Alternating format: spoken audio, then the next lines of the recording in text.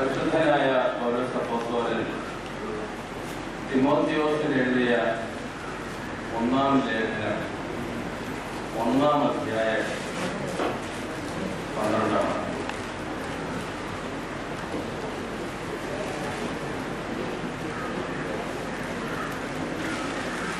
തിമോഥെയോസ്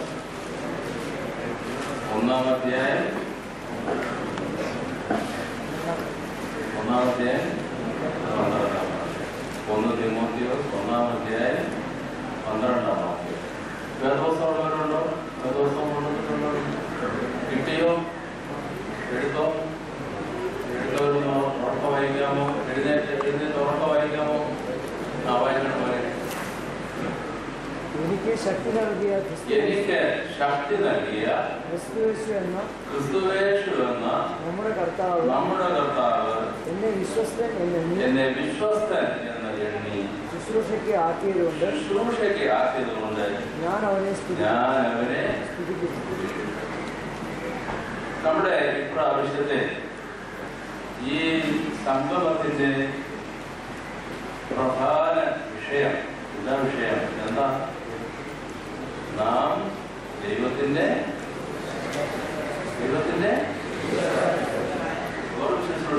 ശുശ്രൂഷകരായ ഈ വാക്യം ഒന്ന് നോക്കുകയും ഒന്നുകൂടെ നോക്കി വേദോസ്തമുള്ളവരെ നോക്കുകയും എനിക്ക് ശക്തി നൽകിയ ക്രിസ്തുവേശു എന്ന നമ്മുടെ കർത്താവ് എന്നെ വിശ്വസ്തനെണ്ണി എന്നെ ശുശ്രൂഷിക്കുകയാണ്. അപ്പോ ആ വാക്യത്തിൽ അടിവരയിടേണ്ട 2 വാക്കുകളുണ്ട്. എന്താ വാക്കുകൾ? വിശ്വസ്തൻ, വിശ്വസ്തനായ എന്നെ എന്തുകൊണ്ട് എന്റെ കർത്താവ് ശുശ്രൂഷയ്ക്കായി ആക്കി? എന്നെ അവൻ വിശ്വസ്തനെന്ന് എണ്ണി. എന്നെ വിശ്വസ്തൻ എന്ന് എണ്ണിയിരിക്കാൻ കർത്താവ് എന്നെ വിളിച്ച് ശുശ്രൂഷകനാക്കി. I am counted faithful and thereby I am appointed.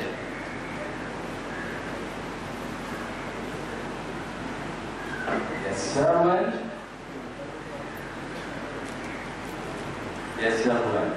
therefore I praise God. God counted me faithful.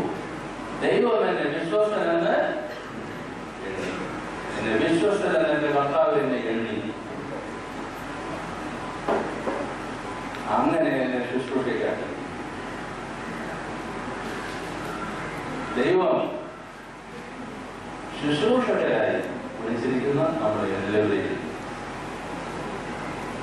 വിശ്വാസ എന്ന് പ്രത്യേകമായി എണ്ണണം.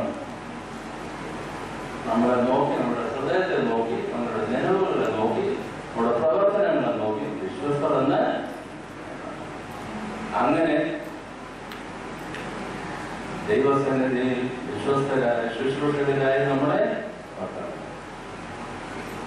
ഈ സന്ധ്യയ്ക്ക് വിശ്വസ്തരായ ശുശ്രൂഷകർ എങ്ങനെ ഈ ദൗത്യം നടപടിയായി പൂർത്തീകരിക്കണം എന്നുള്ളതിന് 2-3 ചിന്തകൾ വളരെ സംക്ഷിപ്തമായി നിങ്ങളുടെ മുമ്പിൽ വയ്ക്കാം.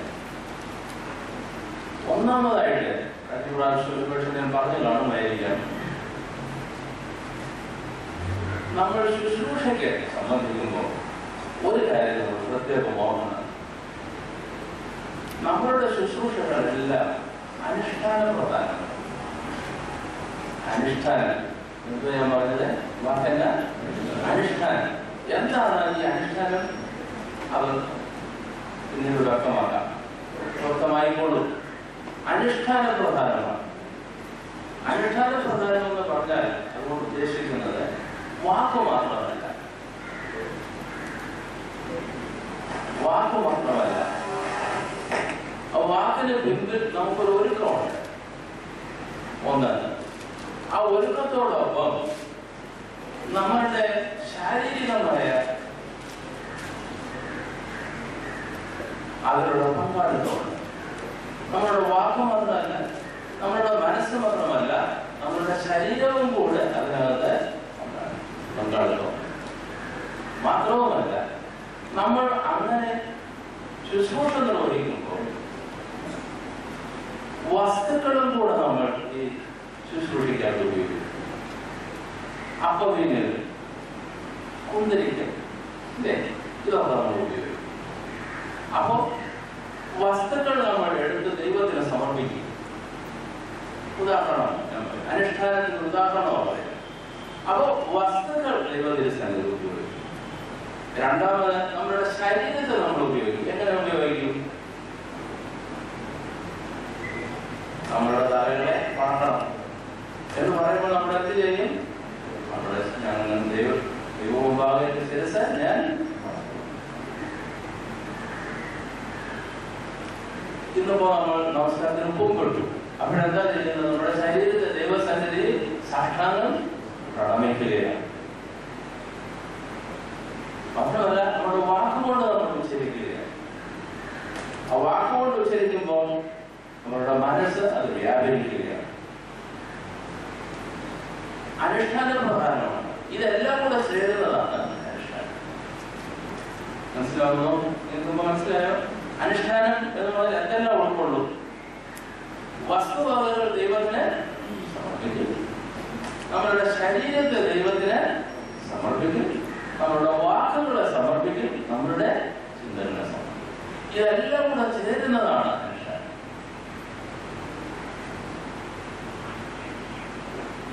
സമാധാനം കൊടുക്കത്തില്ല അങ്ങോട്ടും ഇങ്ങോട്ടും, അതൊരു അനുഷ്ഠാനമാണ്. അങ്ങോട്ടും ഇങ്ങോട്ടും സമാധാനം കൊടുക്കും. അങ്ങോട്ടും ഇങ്ങോട്ടും അവനവന്റെ അടുത്തവരെ സമാധാനം നൽകണം എന്ന് പറയുമ്പോൾ അങ്ങോട്ടും ഇങ്ങോട്ടും തിരിഞ്ഞ് നമ്മൾ സമാധാനം കൊടുക്കും. അത് പറയുക മാത്രമല്ല, അതോട് ചേർന്ന് നമ്മുടെ ശരീരത്തിന്റെയും കൂടെ പങ്കാളിത്തം. അത് നമ്മൾ തന്നെയുമല്ല, നമ്മുടെ സഹോദരങ്ങളോടുമുള്ള നമ്മുടെ പങ്കാളിത്തം. അനുഷ്ഠാന പ്രധാനമാണ്. ദൈവസന്നിധി വിശ്വസ്തയോടുകൂടെ ശുശ്രൂഷ ചെയ്യുന്ന ഒരു ദാസൻ, ഒരു ശുശ്രൂഷക്കാരൻ, നമ്മൾ ഓരോരുത്തരും ശുശ്രൂഷ നിങ്ങൾ മാത്രമല്ല, അച്ഛൻ മാത്രമല്ല, മെത്രാപ്പൊലീത്തായി ദൈവമക്കളും എല്ലാവരും ഈ ശുശ്രൂഷയിൽ പങ്കാളികളാണ്. പിന്നെ സവിശേഷ നിങ്ങളെ ദൈവം വിളിച്ചിരിക്കുന്നു. ഒരച്ഛനെ ദൈവം വിളിച്ചിരിക്കുന്നു, പുരോഹിതനെ, ഒരു മേൽപ്പട്ടക്കാരനെ വിളിച്ചിരിക്കുന്നു, മെത്രാപ്പൊലീത്തെ,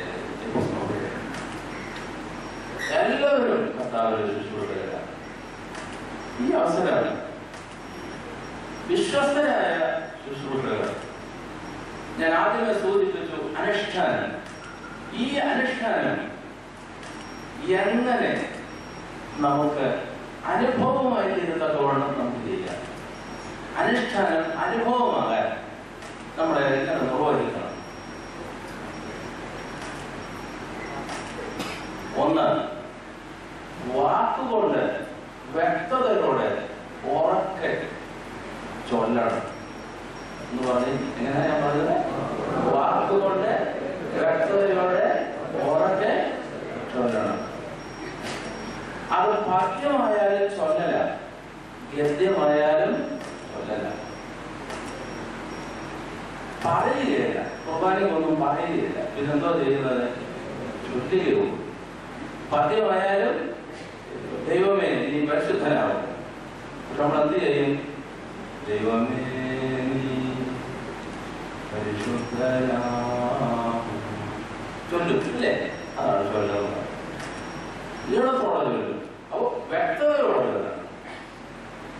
അപ്പോ വാക്കുകൊണ്ട് ഉറക്കെ ഉച്ചരിക്കണം, വ്യക്തമായി വാക്കുകൊണ്ട് വ്യക്തമായി ഉറക്കെ ചൊല്ലണം.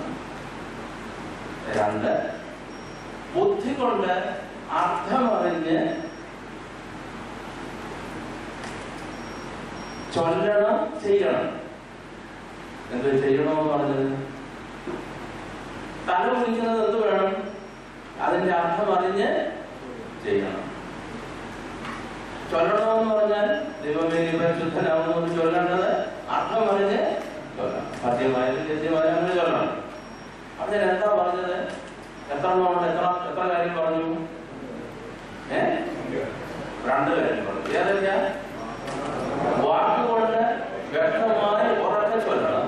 2, ബുദ്ധി കൊണ്ട് അർത്ഥമറിഞ്ഞ് ചൊല്ലണം, ചെയ്യണം.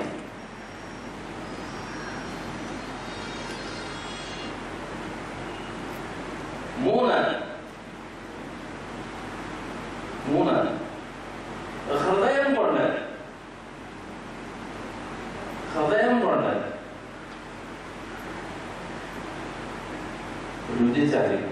ഹൃദയം കൊണ്ട് രുചിച്ചറിയും.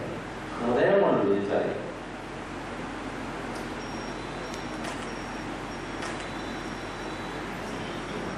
വാക്കുകൊണ്ട് വ്യക്തതയോടെ ഉറക്കെ ചൊല്ലണം. അത് പറഞ്ഞോ. ബുദ്ധി കൊണ്ട് അർത്ഥമറിഞ്ഞ് ചൊല്ലണം. പിന്നെ എന്ത് ചെയ്യണം? ഹൃദയം കൊണ്ട്. അങ്ങനെ അനുഷ്ഠാനങ്ങൾ നമ്മൾ നിർവഹിക്കുന്ന സന്ദർഭത്തിൽ എന്തുണ്ടാവും? അനുഭവം ഉണ്ടാകും. അനുഭവം ഉണ്ടായാൽ വിശ്വാസം ഉണ്ടാകും. മനസ്സിലായോ? അനുഭവം ഉണ്ടായാൽ വിശ്വാസം ഉണ്ടാകും. വിശ്വാസം ഉണ്ടാകാത്തത് എന്തുകൊണ്ടാണ്? അനുഭവം ഉണ്ടാകാത്തത്. അനുഭവം ഉണ്ടാകാത്തത് എന്തുകൊണ്ടാണ്? അനുഭവം ഉണ്ടാകാത്തത് എന്തുകൊണ്ടാണ്? 3 കാര്യങ്ങൾ ശരിക്കും ചെയ്തില്ല.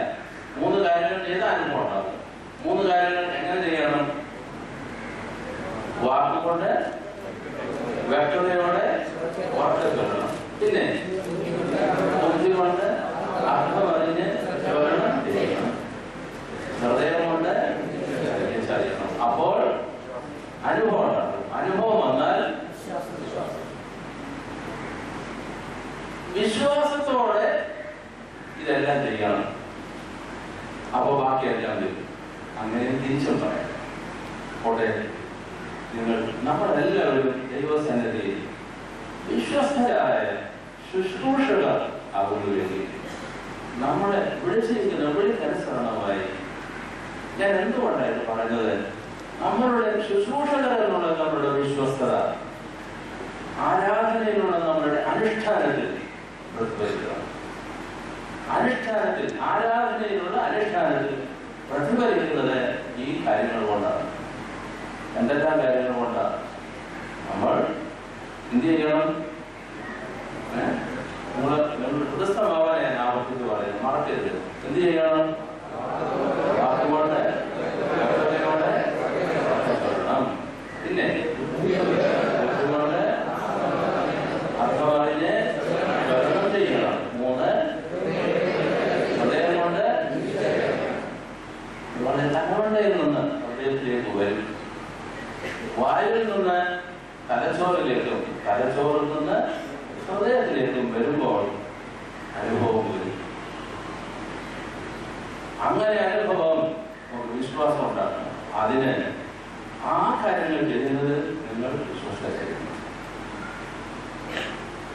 എപ്പോഴും ആ ഒരു കാര്യം കൂടെ മനസ്സിൽ സൂക്ഷിച്ചുകൊണ്ട് ഈ അനുഷ്ഠാനങ്ങൾ നമ്മൾ ചെയ്യുമ്പോൾ നമ്മൾ വിശ്വസ്തരായ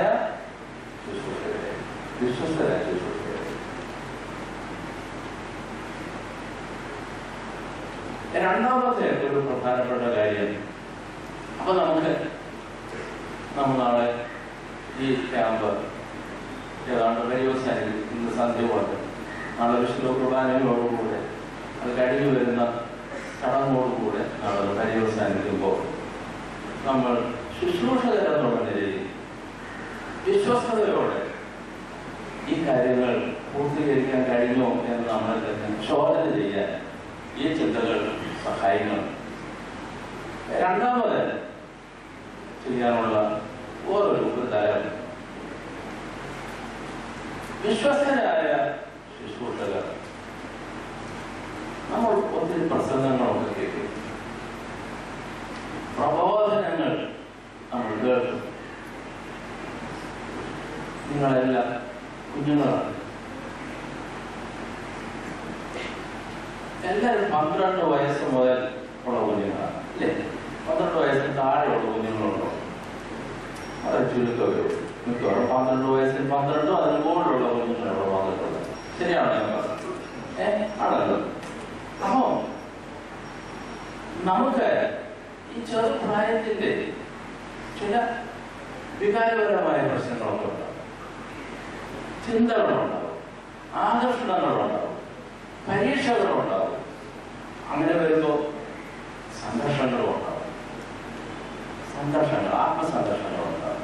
അത് വേണോ, ഇത് വേണോ, അങ്ങനെ ചെയ്യണോ, അങ്ങനെ ചെയ്തു പോയി, ഇങ്ങനെയൊക്കെയുള്ള സംഘർഷങ്ങൾ, നന്മ തിന്മ, സത്യം സത്യം അല്ലേ, ഇങ്ങനെയൊക്കെയുള്ള കാര്യങ്ങളിലുള്ള വടംവലികൾ നമ്മുടെ ജീവിതത്തിലുണ്ടാകും. അതിജീവിക്കാൻ എന്താണ് മാർഗം? അതിനെ അതിജീവിക്കാൻ എന്താണ് മാർഗം? ലളിതമായ കാര്യങ്ങളാണ്, പക്ഷെ വളരെ പ്രധാനമാണ്. വേദപുസ്തക വായന, പിന്നെ വാക്ക് പറഞ്ഞു, നിങ്ങൾ തന്നെ പറയാം.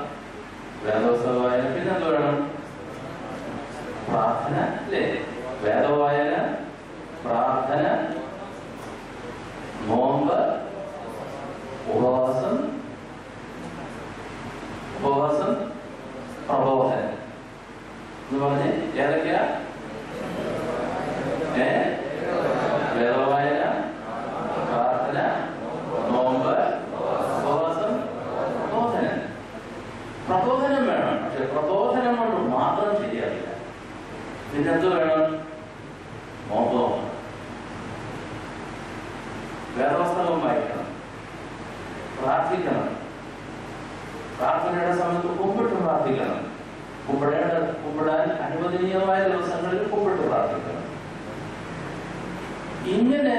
അങ്ങനെ വരുമ്പോൾ നമ്മുടെ മനസ്സിനെയും വേദവായന കൊണ്ട് നമ്മുടെ മനസ്സിനെ ശുദ്ധീകരിക്കും, പ്രാർത്ഥന കൊണ്ട് നമ്മുടെ ഹൃദയത്തെ ശുദ്ധീകരിക്കും, ഉപവാസവും നോമ്പും കൊണ്ട് നമ്മുടെ ശരീരത്തെ ശുദ്ധീകരിക്കും, പ്രബോധനം കൊണ്ട് തീരുമാനങ്ങൾ എടുക്കാൻ നമ്മളെ സഹായിക്കും.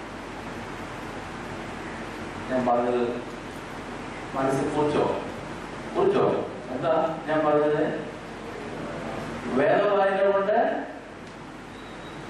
മനസ്സിനെ ശുദ്ധീകരിക്കാം, പ്രാർത്ഥന കൊണ്ട് ഹൃദയത്തെ ശുദ്ധീകരിക്കാം. പിന്നെന്താ ഞാൻ പറഞ്ഞത്? ഉപവാസവും നോമ്പും കൊണ്ട് ശരീരത്തെ ശുദ്ധീകരിക്കുക, പ്രബോധനം കൊണ്ട് എന്ത് സംഭവിക്കും? തീരുമാനങ്ങൾ എടുക്കാൻ നമ്മളെ സഹായിക്കും. ഉപദേശം കിട്ടും. പള്ളിയിൽ ഞായറാഴ്ച ദിവസം ഒരു പ്രസംഗം കേൾക്കും. ആ പ്രസംഗത്തിനകത്ത് നമുക്കൊരു ഉപദേശമുണ്ട്, ഒരു തിരുത്തൽ, ഒരു തീരുമാനം ഒക്കെ എടുക്കാനുള്ള അവസരങ്ങൾ നമുക്കുണ്ടാകും. ഈ അവസരങ്ങളൊന്നും നമ്മൾ നഷ്ടമാക്കാൻ പാടില്ല. ഒരു വിശ്വസ്തനായ ശുശ്രൂഷകൻ ഈ കാര്യത്തിൽ ശ്രദ്ധയുള്ള ആളായിരിക്കും. എന്തെല്ലാം പറഞ്ഞത്? പ്രാർത്ഥന, വേദവായന, പ്രാർത്ഥന, നോമ്പ്, ഉപവാസം, പ്രബോധനം. അപ്പൊ വേദവായന കൊണ്ട് മനസ്സിനെ ശുദ്ധീകരിക്കും, പ്രാർത്ഥന കൊണ്ട് ഹൃദയത്തെ ശുദ്ധീകരിക്കും, നോമ്പും ഉപവാസവും കൊണ്ട് ശരീരത്തെ ശുദ്ധീകരിക്കും, പ്രബോധനം കൊണ്ട് തീരുമാനങ്ങൾ എടുക്കാൻ നമ്മളെ സഹായിക്കും. വിശ്വസ്തരായ ശുശ്രൂഷകർ ആയിരിക്കണം നമ്മൾ എന്ന് തീരുമാനം ഇന്ന് എടുക്കുന്നോട്ടോ. കർത്താവ് നമ്മളെ എണ്ണി, എന്തായിട്ട് എണ്ണി? വിശ്വസ്തരായിട്ട് എണ്ണി. അപ്പൊ നമുക്ക് ചോദിക്കാം, am I faithful to the call? Am I faithful to my call? ഞാൻ എന്റെ കർത്താവ് എന്നെ വിളിച്ചിരിക്കുന്നു, എന്നെ എണ്ണിയിരിക്കുന്നു. ഞാൻ വിശ്വസ്തനാണോ? പ്രാർത്ഥനകളൊക്കെ ചൊല്ലുമ്പോ വ്യക്തതയില്ലാതെ എളുപ്പം തീർക്കാൻ അലസമായി ഉറക്കെ വ്യക്തമായി ചൊല്ലാതെ അതങ്ങ് പ്രാർത്ഥനയങ്ങ് കഴിച്ചു കൂട്ടും. അത് അപ്പൊ ആ പ്രാർത്ഥനയിൽ നമ്മൾ വിശ്വസ്തരാണോ? അങ്ങനെയൊക്കെയുള്ള അത് നമ്മൾ ശാന്തമായിട്ട് ചിന്തിക്കാൻ ഒരു അവസരം നമുക്ക് കിട്ടും. അപ്പൊ ഞാൻ രണ്ട് കാര്യങ്ങളാണ് പറഞ്ഞത്. അനുഷ്ഠാനത്തിലുള്ള നമ്മളുടെ വിശ്വസ്തത. രണ്ടാമതാ പറഞ്ഞത് നമ്മുടെ ജീവിതത്തിലുള്ള നമ്മളുടെ വിശ്വസ്തത. മൂന്നാമത് ഇതിനോട് ബന്ധിപ്പിച്ചാണെങ്കിലും ഈ കാലഘട്ടത്തിലായി ഈ സമയങ്ങളിലൊക്കെയായി എൻ്റെ മനസ്സിൽ ശക്തമായി വരുന്ന ഒരു ചിന്തയുണ്ട്. ഞാൻ കുഞ്ഞുങ്ങളോട് ചോദിക്കുക, ശുശ്രൂഷയ്ക്ക് ജീൻസ് ഇട്ട് ശുശ്രൂഷയ്ക്ക് കൂടുന്ന കുഞ്ഞുങ്ങൾ നിങ്ങളിൽ ആരെങ്കിലും ഉണ്ടോ? കൈയൊന്നും പോക്കണ്ട, ഉണ്ടോ?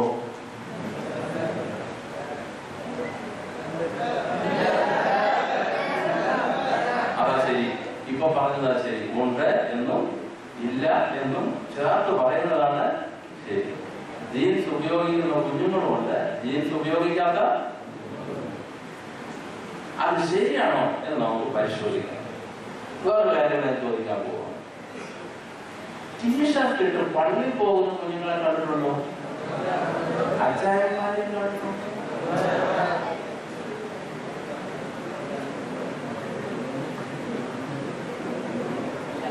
പാട്ടെ, പള്ളിയിൽ എങ്ങനെ ഉള്ള വസ്ത്രം ധരിച്ചു വേണം പോകാൻ?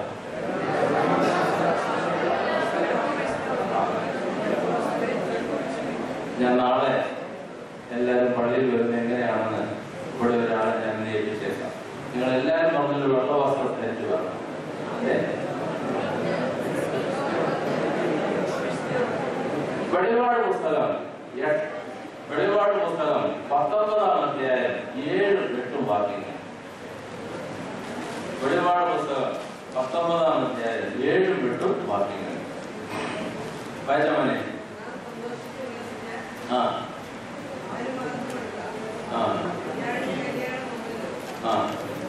നാം സന്തോഷിച്ച് ഉല്ലസിച്ച് അവന് മഹത്വം കൊടുക്കുക.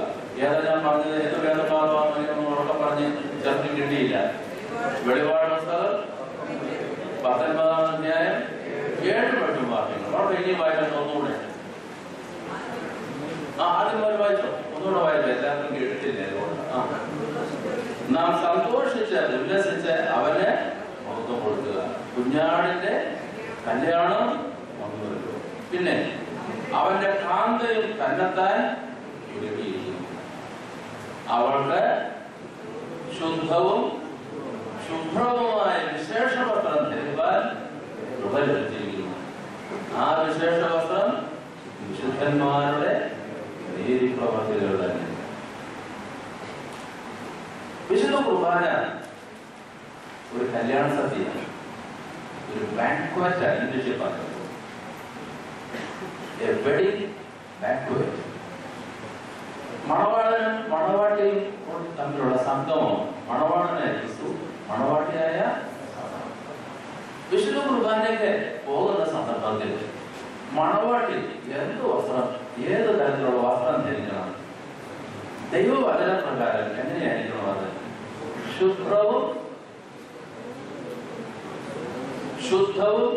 ശുദ്ധവുമായ വിശേഷ വസ്ത്രം.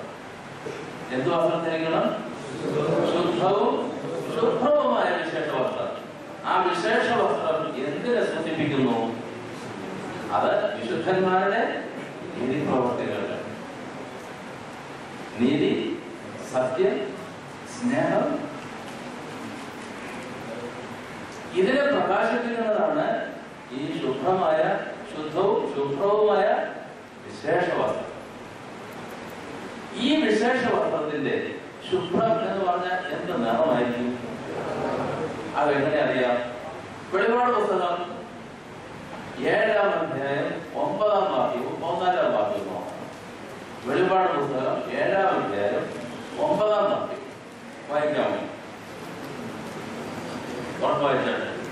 ഇതിന്റെ ശേഷം സകല ജാതികളിലും ഗോത്രങ്ങളിലും വംശങ്ങളിലും ഭാഷകളിലും നിന്നുള്ളതായി ആർക്കും എണ്ണിക്കൂടാത്ത എണ്ണിക്കൂടാത്ത ഒരു മഹാപുരുഷാരൻ വെള്ള നിരങ്കി ധരിച്ച് കയ്യിൽ കുരുത്തോലയുമായി സിംഹാസനത്തിനും കുഞ്ഞാടിനും മുമ്പാകെ നിൽക്കുന്നത് ഞാൻ കണ്ടു. ഈ സിംഹാസനം നിങ്ങൾ കേട്ടിട്ടുണ്ടോ? ശുശ്രൂഷകരും സിംഹാസനവും അത് ബന്ധം വല്ലതുണ്ടോ? എന്തുവാ സിംഹാസനം? ഇവിടെ പറഞ്ഞിരിക്കുന്നത് സിംഹാസനം എന്നുള്ളതിന് ഗ്രീക്ക് ഭാഷയിൽ ഉപയോഗിച്ചിരിക്കുന്ന വാക്ക് ക്രോണോസാണ്. Kronos അതേതാത് മഹായിലെ Kronos. അപ്പൊ നിങ്ങൾ എവിടെയാ നിൽക്കുന്നത്? ക്രോണോസിന്റെ മുമ്പാകെ. ക്രോണോസിൽ എന്ന് പറയുന്ന സിംഹാസനത്തിൽ ആരുണ്ട്? പിതാവാം ദൈവം. സിംഹാസനത്തിന്റെ നടുവിൽ ആക്കപ്പെട്ട കുഞ്ഞാട്. സിംഹാസനത്തിന്റെ മുൻപാകെ അറുക്കപ്പെട്ട കുഞ്ഞാടിന്റെ മുൻപാകെ ആരുണ്ട്? ഒരു വലിയ പുരുഷാരമുണ്ട്. ആ പുരുഷാരം നമ്മളെ സംബന്ധിച്ചിടത്തോളം നമ്മൾ നോക്കുന്നത് ആരാ? സിംഹാസനത്തിന് തൊട്ടു മുമ്പിൽ നിൽക്കുന്ന വെള്ള വസ്ത്രം ധരിച്ച ഈ പുരുഷാരാരാ? ശുശ്രൂഷകരല്ലേ? നമുക്ക് ആ അർത്ഥത്തിലെടുക്കാം. അതിനോട് ചേർന്ന് ആ സിംഹാസനത്തിന് മുൻപാകെയാണ് ദൈവമക്കളെല്ലാം നിൽക്കുന്നത്. എന്നാൽ സിംഹാസനത്തോട് ഏറ്റവും അടുത്ത് നിൽക്കുന്നതല്ല. മേൽപ്പട്ടക്കാരനും പട്ടക്കാരനും ശുശ്രൂഷകരുമാണ് അല്ലേ? അവരെന്ത് ധരിച്ചാണ് നിൽക്കുന്നത്? വെള്ള നിരങ്കി. അപ്പോ 7-ാം അധ്യായം 9-ാം വാക്യത്തിൽ ദൈവസന്നിധിയിൽ നിൽക്കുന്ന ശുശ്രൂഷകൾ ഉൾപ്പെടുന്നു. അത് മേൽപ്പട്ടക്കാരുമുണ്ട്, പട്ടക്കാരുമുണ്ട്, ശുശ്രൂഷകരുമുണ്ട്. അവരെന്ത് വസ്ത്രം ധരിച്ചു നിൽക്കുന്നു? വെള്ള നിരങ്കി ധരിച്ചു നിൽക്കുന്നു. അതാണ് 19-ാം അധ്യായം 7-8 വാക്യങ്ങളിലെ, പ്രത്യേകിച്ചും 19-ാം അധ്യായം 8-ാം വാക്യത്തിലെ ശുദ്ധവും ശുഭ്രവുമായ വിശേഷ വസ്ത്രം. പറഞ്ഞ മനസ്സിലാവുന്നുണ്ടോ? അപ്പോ നിങ്ങൾ അടുത്ത ഞായറാഴ്ചയോ പിന്നീട് വരുന്ന ഞായറാഴ്ചയോ നിങ്ങൾ എപ്പോഴാണ് ഒന്നിച്ചൊന്നും കൂടുന്നത്? പള്ളിയിൽ ശുശ്രൂഷകരെല്ലാം ഒന്നിച്ചു കൂടുന്നത് എപ്പോഴാണ്? ശനിയാഴ്ച സന്ധ്യാ നമസ്കാരം കഴിഞ്ഞല്ലേ? അവർ യൂത്ത് ലീഗിന്റെ കൂടെ മീറ്റിംഗ് ആയിരിക്കും. നിങ്ങൾ കൊടുക്കാം. നിങ്ങൾ അടുത്ത പ്രാവശ്യം ഈ ശുശ്രൂഷകർ അവരുടെ വസ്ത്രധാരണം സംബന്ധിച്ച് കുർബാനയിൽ വരുമ്പോഴുള്ള വസ്ത്രധാരണം സംബന്ധിച്ച് നിങ്ങൾ ക്ലാസ് എടുക്കണം. ക്ലാസ് എടുക്കണം. എന്തൊക്കെ ക്ലാസ് എടുത്ത് പോകാം? നമുക്ക് എടുക്കാം. എന്ത് വസ്ത്രം ധരിച്ചു വരണം? അതിന് വേദപുസ്തകത്തിന് ആധാരം ഏതൊക്കെയാണ് പറഞ്ഞത്? കാണാതെ പറഞ്ഞു. വെളിപാട് പുസ്തകം 19-ാം അധ്യായം 7-8 വാക്യം. കുർബാന എന്ന് പറഞ്ഞാൽ എന്താ? ഒരു കല്യാണ സദ്യ. ആരുടെ കല്യാണം? സഭ, മണവാട്ടിയായ സഭ, മണവാളനായ ക്രിസ്തുവുമായി വിവാഹം. അതിലൊരു വലിയ സദ്യ വിവാഹ വിരുന്നൊരുക്കിയിരിക്കും. ആ വിരുന്നൊരുക്കുമ്പോൾ മണവാട്ടിയായ സഭ ഇങ്ങനെ വസ്ത്രം ധരിക്കണം. ശുദ്ധവും ശുഭ്രവുമായ വിശേഷ വസ്ത്രം. അതിന് നിറം എന്തായിരിക്കണം? എങ്ങനെ മനസ്സിലായി? വെളിപാട് പുസ്തകം 7-ാം അധ്യായം 9-ാം വാക്യം, പിന്നെ 14-ാം വാക്യത്തിലുണ്ട്. 7-ാം അധ്യായം 9-ഉം 14-ഉമാണ്. അത് വായിക്കണം. എന്നിട്ട് നിങ്ങൾ അങ്ങോട്ടും ഇങ്ങോട്ടും പ്രബോധിപ്പിക്കണം. അപ്പൊ തീരുമാനം എടുക്കാൻ വേണം. പ്രബോധനം തീരുമാനത്തിൽ അവസാനിക്കാവും. എല്ലാ പ്രബോധനങ്ങളും ഒരു തിരുത്തലും തീരുമാനവും ഉണ്ടാക്കാൻ സഹായിക്കും. ഞാൻ മുമ്പേ പറഞ്ഞത് അല്ലേ? ഒരു തിരുത്തലും വേണം, ഒരു തീരുമാനം. എന്തായിരിക്കും ഒരു തിരുത്തൽ? ജീൻസ് വേണ്ട, കളർ ഷർട്ട് വേണ്ട, കളറുള്ള ഒന്നും വേണ്ട. എപ്പോ? കുർബാനയ്ക്ക് വരുമ്പോ. ഇതെന്ത് വേണം? വെള്ള വസ്ത്രം. ദൈവവചനത്തിന് അടിസ്ഥാനമായി ദൈവവചനത്തോട് നിങ്ങൾ വിശ്വസമായിരിക്കും. Trust makes a man in the Christian. Trust makes a man. Jeans എല്ലാ ദിവസവും കരുതുകയാണ്. എല്ലാ സമയത്തും എപ്പോഴും കരുതാൻ പറ്റുന്ന സംഗതിയാണോ ജീൻസ്? ജീൻസ് ഇട്ടുകൊണ്ട് കുർബാനയ്ക്ക് വരുന്നവർ യഥാർത്ഥത്തിൽ ശുദ്ധമായ ദൈവവചനത്തിന് അടിസ്ഥാനമായ വസ്ത്രധാരണം ചെയ്തുകൊണ്ടാണ് സിംഹാസനം ഉപാദിക്കുന്നത്. അല്ല, ദൈവവചനത്തെ നമ്മൾ അവഗണിക്കുകയായിരിക്കും. അപ്പൊ ദൈവവചനത്തോട് വിശ്വസ്തരാണെങ്കിൽ നമ്മൾ ആണോ? അല്ല, അങ്ങനെയല്ല. ഒരച്ഛനാണ് ചെയ്യാവോ? ഒരു ശമ്മാസനാണ് ചെയ്യാവോ? ഒരു മേൽപ്പട്ടക്കാരനാണ് ചെയ്യാവോ? ഒരു ശുശ്രൂഷകനാണ് ചെയ്യാവോ? പാടില്ല. ദൈവം അതിനനുസരണം പാടില്ല. ഇത് നമ്മൾ ഓർമ്മിക്കണം. പിന്നെ നിങ്ങളുടെ മനസ്സിലൊരു സംശയമുണ്ടെന്ന് എനിക്കറിയാം. എന്തോ സംശയം? അപ്പൊ ഇത്തിരി പേര് വരക്കി കാത്തത് അല്ലേ? എന്തിനാണെന്നറിയാമോ? അത് പറഞ്ഞുതരാം. ഈ കറുത്തത് ഇട്ടിരിക്കുന്നത് കുർബാനയ്ക്ക് വരുമ്പോ ഇത് ഊരിക്കളയാനും കൂടെ. അങ്ങനെയാണ്. എന്തിനായി കറുത്ത ഇട്ടേക്കുന്നത്? കുർബാനയ്ക്ക് വരുമ്പോ ഊരിക്കളയണം. എന്നിട്ട് എന്ത് ചെയ്യണം? ശുശ്രൂഷ കുമ്പായോട് തിരണം. അതിനു വേണ്ടിയിട്ടാണ്. മനസ്സിലായോ? കർത്താവേ, മലിന വസ്ത്രത്തെ എന്നിൽ നിന്ന് ഉരിഞ്ഞു കളഞ്ഞ് വിശേഷ വസ്ത്രത്തിനെ ധരിപ്പിക്കണമെന്ന അർത്ഥത്തിൽ ഒരു പ്രാർത്ഥന ചൊല്ലിയിട്ടാണ് ഈ കർത്തവുമായി മാറ്റി അതിനോട് എന്ത് ചെയ്യും? അടിസ്ഥാനപരമായി ശ്രദ്ധിച്ചു കേട്ടോണം. അടിസ്ഥാനപരമായി സിംഹാസനത്തിന്റെ മുമ്പിൽ ശുശ്രൂഷ അനുഷ്ഠിക്കുന്ന ശുശ്രൂഷകനും പട്ടക്കാരനും മേൽപ്പട്ടക്കാരനും അടിസ്ഥാനപരമായ വസ്ത്രം എന്താണ്? ശുശ്രൂഷകുപ്പായം. പിന്നീട് സ്ഥാനമനുസരിച്ച് അതിന് മുകളിൽ ചില അംശവസ്ത്രങ്ങൾ കൊടുക്കും. ശ്രദ്ധിച്ചു നോക്കിക്കോ. ഒരു കോർവയോയ്ക്ക് എന്ത് ചെയ്യും? ക്രോസ് ചെയ്ത് ഒരു ഊറാണ്. ഒരു യൗപതിയത്തിനോ വേറൊരു തരത്തിൽ ഇട്ടുകൊണ്ടുള്ള ഊറാണ്. ഒരു പൂർണ്ണ സംഭാഷണമോ ഒരച്ഛനോ ഊറാറായിട്ട് അത് ഹൈമണിക്കാവുന്നത്. ഒരു മേൽപ്പട്ടക്കാരനോ അതിനുശേഷം കുർബാന അർപ്പിക്കുക. പട്ടക്കാരന് മുകളിൽ വേറെ ചില വസ്ത്രങ്ങളും കൂടെ അർത്ഥം ഉൾക്കൊള്ളുന്ന ചില വസ്ത്രധാരണങ്ങളുണ്ട്.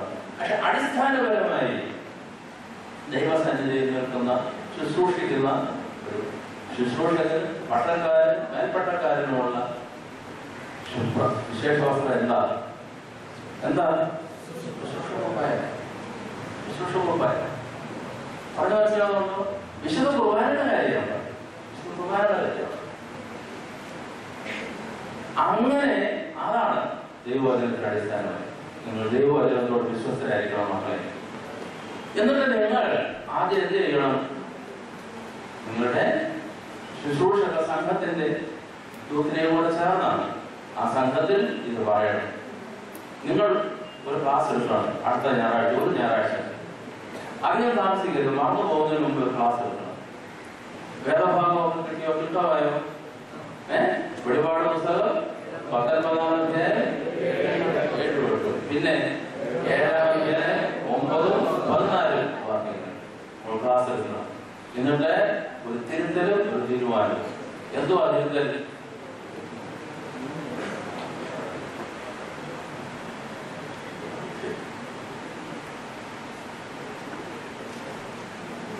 വിശേഷ വസ്ത്രം ധരിച്ചുകൊണ്ട് നമ്മൾ പള്ളിയിൽ പോകണം.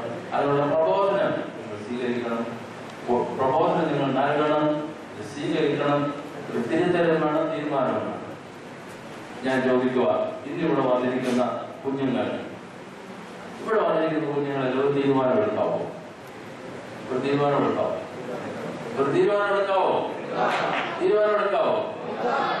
നിങ്ങൾ എടുക്കുന്നവരുടെ കൈ പോക്കി.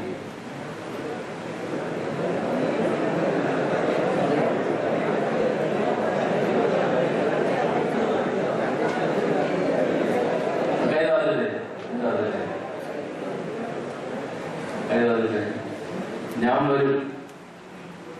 വരും. ഞാൻ ആരാന്നറിയോ? അറിയത്തില്ലേ? ആരാ?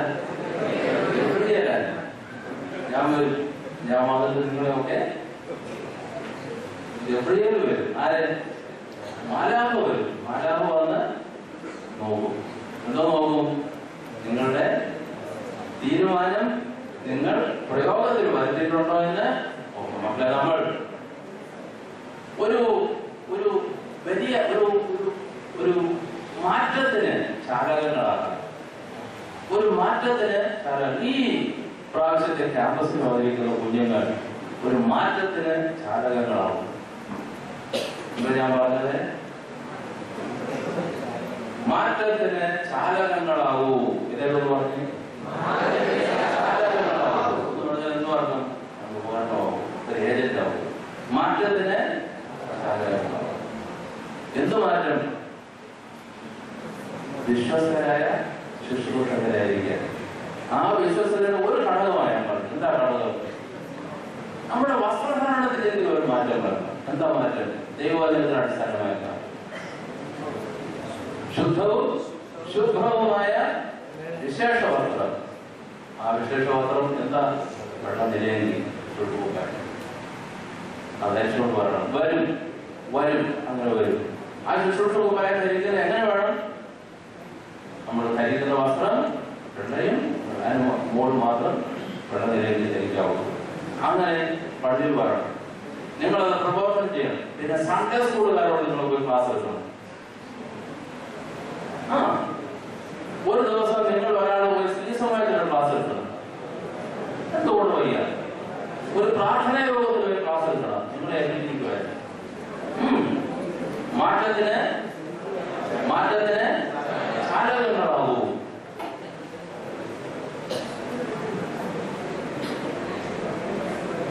പറ്റുമോ മക്കളെ? പറ്റും. നിങ്ങൾ അതനുസരിക്കുന്നെങ്കിൽ തീർച്ചയായിട്ടും സംഭവിക്കും. ദൈവം നിങ്ങൾ അനുഗ്രഹിക്കുന്നത് പ്രാർത്ഥിക്കുന്നു.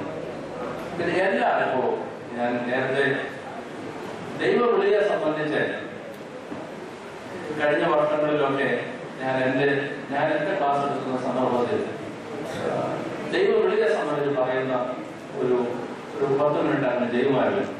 ഞാൻ വിചാരിച്ചു സാധാരണ ചൊവ്വാഴ്ചയോ വൈകിട്ടോ വ്യാഴം പോകുന്നു. അപ്പൊ നടന്നു കാണാം എന്ന് വിചാരിച്ചാണ് എനിക്ക് നിങ്ങളോട് പറയാനുള്ളത്. കുഞ്ഞുങ്ങളെ, നമ്മളുടെ മലങ്കര സഭയിൽ സമർപ്പണമുള്ള മിഷൻ പ്രവർത്തകർ എഴുന്നേൽക്കണം. സമർപ്പണമുള്ള മിഷൻ പ്രവർത്തകർ, മിഷണറിമാരുണ്ടാവും നമ്മുടെ സഭയിൽ.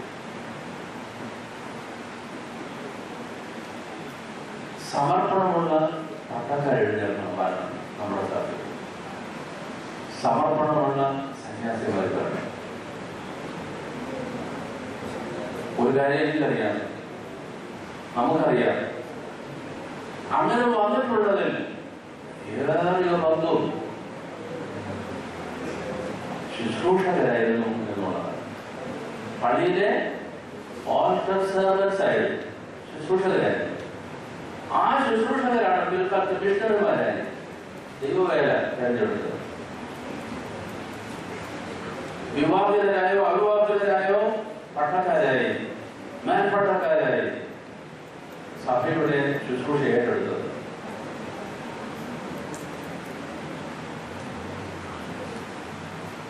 കുടുംബജീവിതം പരിചരിച്ച് സന്യസ്തരായി വന്നിട്ടുള്ളത് ശുശ്രൂഷകരാണ്. ഈ ശുശ്രൂഷക സംഘം വളരെ പ്രധാനമാണ്. കഴിഞ്ഞ വർഷങ്ങൾ 4-5 വർഷങ്ങളായി ശുശ്രൂഷ സംഘം ആരംഭിച്ച് മുമ്പോട്ട് പോവുകയാണ്. 5-6 വർഷമായി. ഈ വർഷങ്ങളിലെല്ലാം തന്നെ ഈ സംഗമത്തിൽ വന്നിട്ടുള്ള കുഞ്ഞുങ്ങളിൽ ഒരു പങ്ക് ദൈവ വിളി സ്വീകരിച്ച് മിഷണറിമാരാകാനും പട്ടക്കാരാകാനും സന്യാസികളാകുവാൻ തീരുമാനമെടുത്തു. എല്ലാവരും സന്യാസിമാരാകാൻ ദൈവം വിളിക്കുന്നില്ല. പക്ഷെ വിളിക്കുന്നുണ്ടോ എന്ന് അന്വേഷിക്കുവാൻ ദൈവം നിങ്ങളോട് ആവശ്യപ്പെടുന്നു. എന്നെ സന്യാസിയായി വിളിച്ച് സമ്പൂർണമായ ദൈവവേലയ്ക്ക് സമർപ്പിക്കാൻ ദൈവം എന്നെ വിളിക്കുന്നുണ്ടോ? ദൈവം എന്നെ വിളിക്കുന്നുണ്ടോ എന്ന് ചോദിക്കണം. സന്യാസിയാവാം, വിവാഹിതനാകാം, തൽക്കാല തീരുമാനം വേണ്ട. ഞാനൊരു ചിലർ തീരുമാനിക്കുന്നു സന്യാസിയായി ഞാൻ ദൈവവേല ചെയ്തോളാം. ചിലരുടെ മനസ്സിലാണ് ആഗ്രഹമുള്ളൂ. നിങ്ങൾ ആലോചിക്കണം, പ്രാർത്ഥിക്കണം. ചിലരെ സംബന്ധിച്ചിടത്തോളം ഇപ്പൊ അങ്ങനെ തീരുമാനമൊന്നുമില്ല. എന്നാൽ ഒരു പട്ടക്കാരനായി അച്ഛനായി ശുശ്രൂഷിക്കാൻ ദൈവം എനിക്ക് വിളിക്കുന്നു എന്ന് എന്റെ ഉള്ളം പറയും. ഇത് രണ്ടുമല്ല, അൽമായക്കാരനായി ഒരു സാധാരണ വിശ്വാസിയായി നിന്നുകൊണ്ട് തന്നെ ഒരു ഡോക്ടറാകാം, എഞ്ചിനീയറാകാം, അധ്യാപകനാകാം, കൃഷിക്കാരനാകാം, വ്യാപാരിയാകാം. പക്ഷെ ആ ദൗത്യ നിർവഹണത്തിനിടയിൽ തന്നെ ദൈവത്തിന്റെ ഒരു മിഷണറിയായി പ്രവർത്തിക്കാൻ ദൈവം തന്നെ വിളിക്കുന്നു. ഒരു ഒരു ഒരു മിഷൻ എന്നുള്ള ഒരു ദൈവവിളി എന്നുള്ള ബോധം ഉള്ളവർ.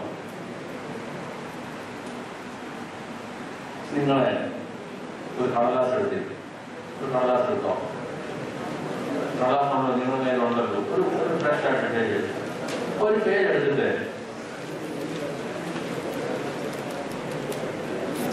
ഞാനൊരു മിഷണറി ആകാൻ ആഗ്രഹിക്കുന്നു.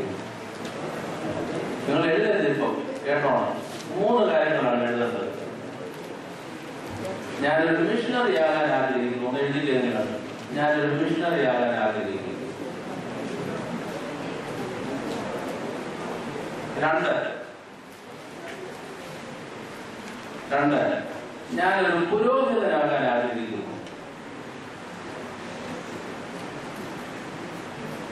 ഞാനൊരു പുരോഹിതനാകാൻ ആഗ്രഹിക്കുന്നു.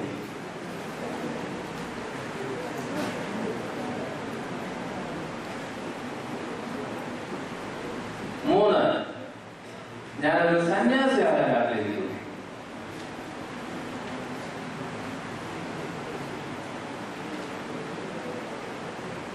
എഴുതിയോ മക്കളെ? ഒന്നാമത് എഴുതിയത് ഞാനൊരു മിഷണറി ആകാൻ ആഗ്രഹിക്കുന്നു. 2 ഞാനൊരു വൈദികൻ അല്ലെങ്കിൽ പുരോഹിതൻ, എങ്ങനെ എഴുതിയാലും കുഴപ്പമില്ല. ഞാനൊരു വൈദികനാകാൻ ആഗ്രഹിക്കുന്നു. 3 ഞാനൊരു സന്യാസിയാകാൻ ആഗ്രഹിക്കുന്നു.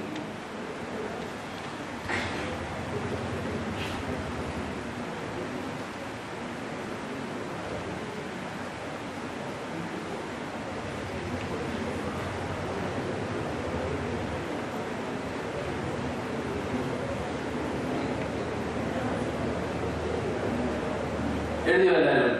ഒന്നാമത് ഞാനൊരു മിഷണറി ആകാൻ ആഗ്രഹിക്കുന്നു. 2 ഞാനൊരു വൈദികനാകാൻ. 3 ഞാനൊരു സന്യാസിയാകാൻ ആഗ്രഹിക്കുന്നു. നമുക്കിപ്പോ എന്നെ തന്നെ സന്നിധിയിൽ 2 പേര് പാട്ട് പാടാം. കണ്ണടച്ച് പാടണം. പാടി കഴിഞ്ഞതിന് ശേഷം ഇതില് നിങ്ങളുടെ മനസ്സ് പറയുന്നതിൽ ഒരു ടിക്ക് മാർക്ക് കൊടുക്കണം. ഒരു ടിക്ക് മാർക്ക്.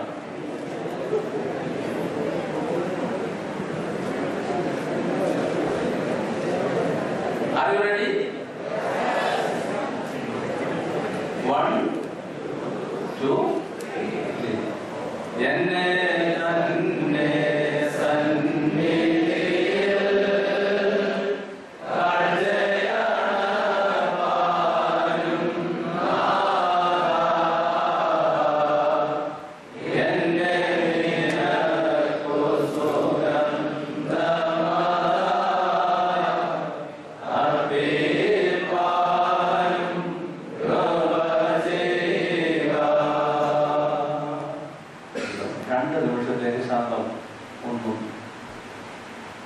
നിങ്ങൾ എഴുതിയതിന്റെ ഏതെങ്കിലും ഒന്നിൽ നിങ്ങൾ ടിക്ക് മാർക്ക് കൊടുക്കും.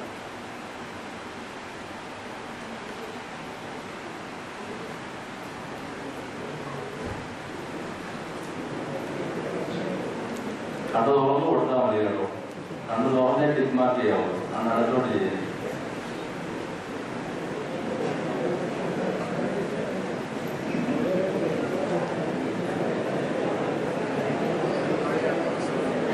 അതിന് താഴെ നിങ്ങളുടെ പേരും നിങ്ങളുടെ ഫോൺ നമ്പറും കൊടുക്കണം. നിങ്ങളുടെ പേരും ഫോൺ നമ്പറും, നിങ്ങൾ എത്രാം ക്ലാസ്സിലാണ് പഠിക്കുന്നത് എന്നും കൂടെ എഴുതി. അഡ്രസ് എഴുതാമെങ്കിൽ എഴുതിക്കോ. അഡ്രസ് എഴുതുന്നതിന് വിരോധത്തിൽ എഴുതിക്കോ. വയസ്സ് എഴുതിയാലും മതി, ക്ലാസ് വേണ്ട, വയസ്സ് എഴുതിക്കോ. അപ്പൊ എന്തെല്ലാം എഴുതണം? പേര്, വയസ്സ്, ഫോൺ നമ്പര് മതി. മേൽവിലാസം വേണമെങ്കിൽ എഴുതിക്കോ. സമയമുണ്ട്. ഏതെങ്കിലും ഒന്നിന്റെ നേരെ ടിക്ക് ചെയ്ത ശേഷം ഏറ്റവും താഴെ നിങ്ങളുടെ പേര്, പിന്നെന്താ വയസ്സ്, പിന്നെന്താ ഫോൺ നമ്പര്, പിന്നെന്താ അഡ്രസ്.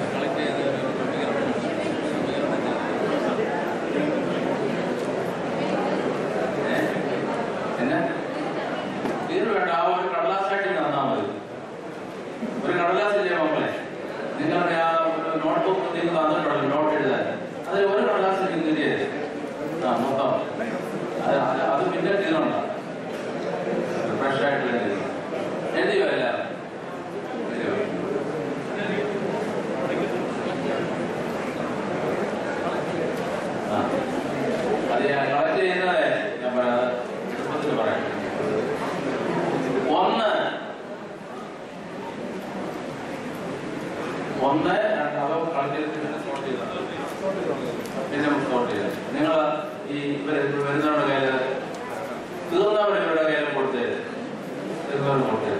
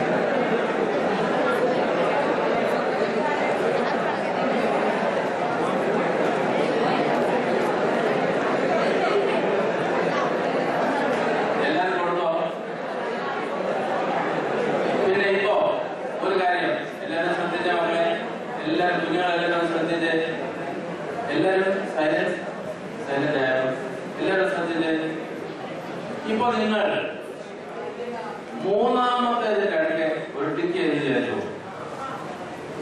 ഒരു നിർബന്ധവും ഇല്ല. അതൊരു ചിന്ത എന്നുള്ളതേ ഉള്ളൂ. പ്രാർത്ഥിക്കാനുള്ള ഒരു ചിന്ത.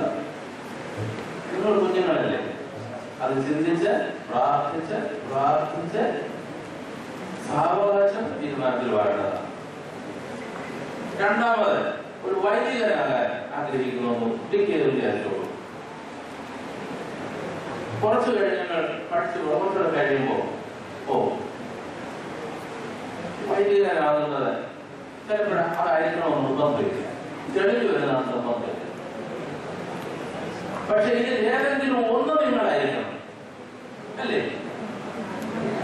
ഏതെങ്കിലും ഒന്ന് നിങ്ങളായിരിക്കണം, അല്ലേ? എന്താ? ദൈവത്തിന്റെ ഒരു മിഷണറി ആയിരിക്കണം. ആ ദൈവത്തിന്റെ മിഷണറി ആയിരിക്കണം. ആ മിഷണറിമാരിൽ ചിലർ വിവാഹിതരോ അവിവാഹിതരോ വൈദികരാവാം.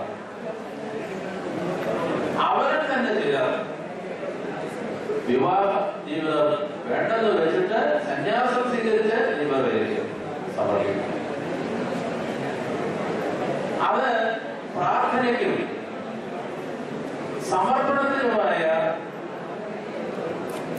ഒരു പടി എന്നുള്ള നിലയിലാണ് ഈ കാര്യം ഞാൻ ചെയ്തത്. അത് മനസ്സിലായോ? വീട്ടിൽ ചെന്ന്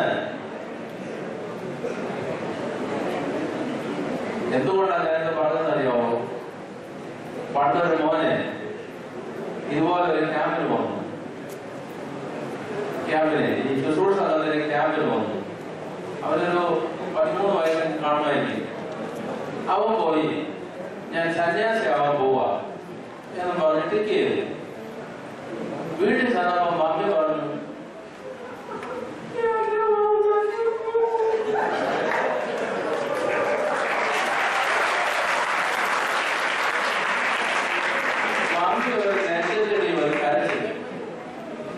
അപ്പൊ പിന്നൊരു പ്രാവശ്യം അമ്മോൻ എന്നെ വിളിച്ചു പറഞ്ഞു, തിരുമേനി അപ്പച്ച ഞാൻ സന്യാസിയാവുകയാണെന്ന് എഴുതി തന്നോന്നും അത് വീട്ടിൽ വന്നു പറഞ്ഞപ്പോ മാമി അങ്ങനെ എന്നെ തിരിച്ചു കയറി. അതുകൊണ്ട് ഞാൻ സന്യാസിയാവുന്നില്ല.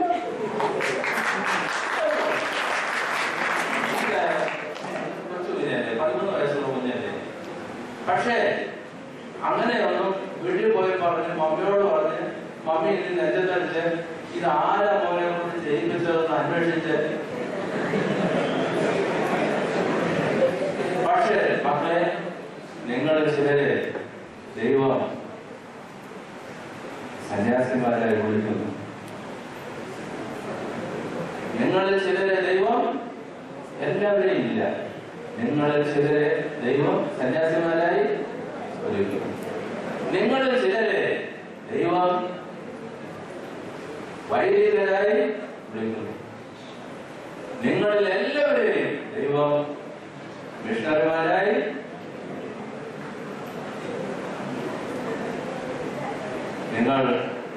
നിങ്ങളെ കർത്താവ് വിശ്വസ്തരായ ശുശ്രൂഷകരെന്ന് വിശ്വസ്തരെന്ന് എണ്ണി നിങ്ങളെ ശുശ്രൂഷകരാക്കിക്കൊണ്ടിരിക്കുന്നു. ദൈവത്തിന് സ്തോത്രം. വിശ്വസ്തരായ ശുശ്രൂഷകരായിരിക്കാൻ നിങ്ങൾ ആരാധനയുടെ അനുഷ്ഠാനം വിശ്വസ്തയോടെ ചെയ്യണം. ജീവിതത്തെ വിശ്വസ്തയോടെ ദൈവത്തിന് സമർപ്പിക്കണം.